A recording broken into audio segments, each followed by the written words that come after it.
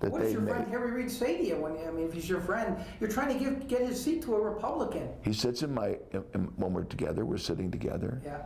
He says, explain it to me. So I try to explain it to him.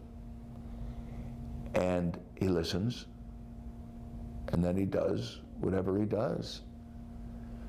Look, I spoke to Charlie Rangel when the Affordable Care Act came out.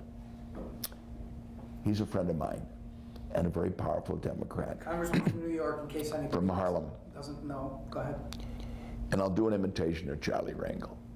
Steve, when Nancy Pelosi says that we have to pass the Affordable Care Act in order to find out what's in it, it is as ridiculous as it sounds. That was a pretty good imitation. That was actually pretty good. There were 8 or 9 committees, plus the White House, staffers in a room. Each one said, we're not going to go for this unless you put that in. We're not going to put, the other one says, we're not going to go for it unless you put that in.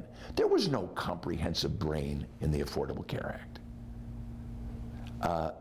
This is Harry Reid and Barack Obama's signature achievement you're talking about. In fact, Harry Reid... Signature achievement. You mentioned it. You know, Harry Reid got that through. Without Harry Reid, that thing would not have been passed. That's Obama right. couldn't do it. Reid got those votes. He essentially bribed a couple of senators with stuff. You know how you read all about it, the Cornhusker kickback, the Louisiana Yes, purchase. I know, John. Harry Reid did this. Yes, I know. You're Harry, disappointed in him. Harry did it. I called him up. I said, you know, in bowling, the toughest shot to make is the 7-10 split, you know, the corner pins. I said, legislatively, you've achieved the 7-10 split. You just screwed the unions and management all at the same time. Did you say that to him? I did. And what did he say back to you? Stop grousing, stop complaining about government. We're friends, you know. I talk to him that way, he talks back to me that way. So, yeah. So let's talk real quickly about Harry Reid leaving. And you mentioned, I know you disagreed with him a lot recently. He's leaving office. He's been in office. He's my friend, though. I know he's your friend.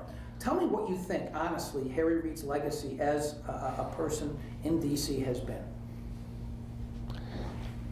I think it's a little too close to, you know, these are historical questions, and time gives you perspective on such matters.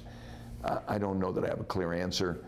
I wasn't very happy with Harry's critical role in the Affordable Care Act.